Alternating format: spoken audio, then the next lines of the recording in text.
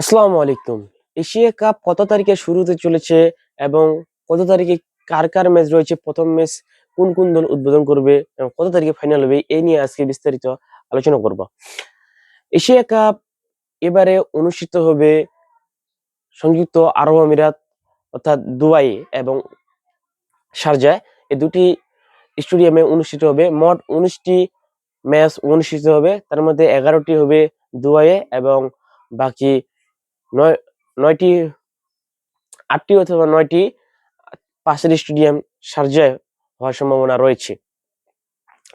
9 তারিখে এশিয়া কাপের প্রথম ম্যাচ অনুষ্ঠিত হবে এবং প্রথম ম্যাচে মুখোমুখি হবেন আফগানিস্তান বনাম হংকং।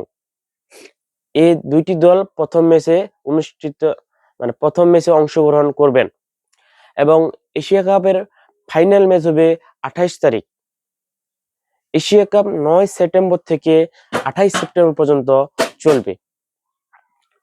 এই সময়ের মধ্যে এশিয়া কাপ চলবে। এশিয়া কাপ বাংলাদেশ থেকে টি স্পোর্টস লাইভ করতে পারে সম্ভবত।